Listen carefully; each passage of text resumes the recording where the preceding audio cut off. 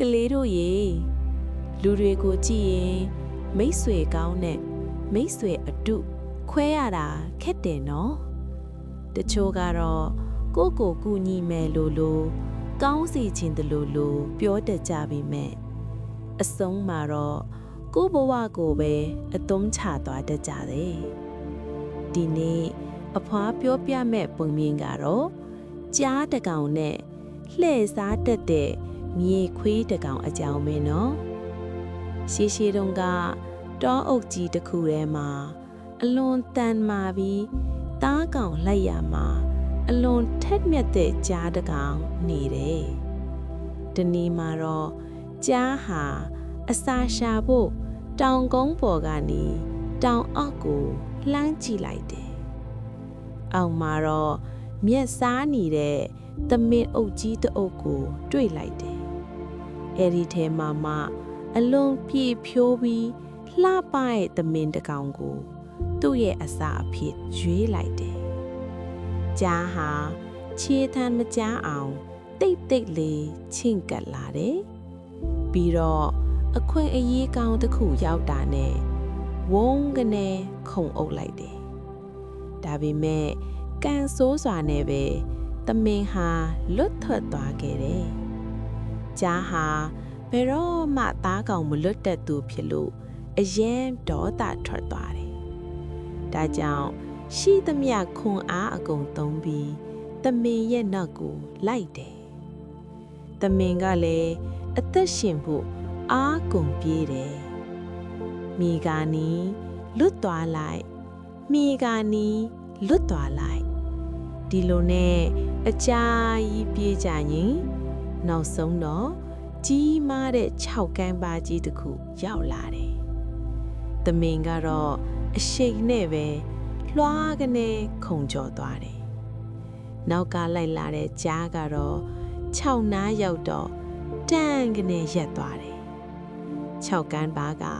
အယမ်းနဲ့နေတာကိုမြင်လို့ပဲအဲ့ဒီအချိန်မှာပဲဘေးကခြုံပုတ်ထဲကနေအတန်တစ်ခုထွက်လာတယ်။အိုးမိတ်စီကြားကြီးတောအုပ်တစ်ခုလုံးရဲ့ဘရင်ကြီးကဒီသမင်လေးကိုဒီတိုင်းလွတ်ထွက်ခွင့်ပေးမလို့လားဗျာ။ကြားလွယ်ကြည့်လိုက်တော့မြေခွေးတကောင်ဖြစ်နေတယ်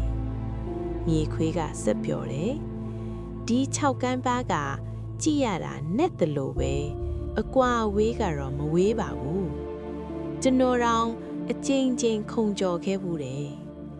သမင်တောင်ခုံကြော်သွားပြီပဲခမားလိုတောဘရင်ကြီးကမခုံနိုင်စရာဘာရှိလဲကြားကမြေခွေးကိုစိုက်ကြည့်တယ်ပြီးတော့ဟိုဘက်ကမ်းမှာမြစ်စားနေတဲ့သမင်ကိုကြည့်လိုက်တယ်သမင်ရဲ့အမူအရာကမသိရင်သူ့ကိုလှောင်နေသလိုပဲဒါနဲ့ကြားဟာနောက်ကိုစုပ်ပြီးအားယူလိုက်တယ်ပြီးတော့ရှိသမျှအားအကုန်သုံးပြီး6ကမ်းပါးကိုခုန်လိုက်တယ်ဒါပေမဲ့ဟိုဘက်ကမ်းကိုမရောက်ခဲ့ပါဘူးကြားဟာ6အောက်ကိုကျသွားပြီးစူးစူးဝါဝါအတန်ကြီးထွက်လာတယ်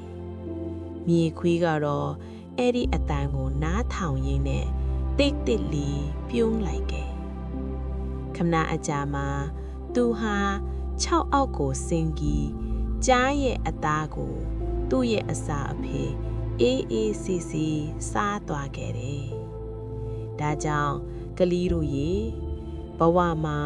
တချို့လူတွေကမိတ်ဆွေလိုကိုညီမယ်လိုကောင်းစီခြင်းတလို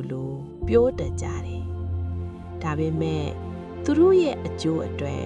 ကိုယ့်ဘဝကိုပဲအသုံးချသွားတတ်ကြတယ်။ဒါကြောင့်အဖွားတစ်ခုတတိပေးချင်တာကတော့မိတ်ဆွေအတုတယောက်ဟာရန်သူ1000ထက်ပိုအန်ဒီယေကြီးတတ်တယ်ဆိုတာပါပဲ။ဒါကြောင့်ကလေးတို့လည်းမိတ်ဆွေရွေးရမှာတေချာစဉ်းစားပြီးရွေးကြပါနော်။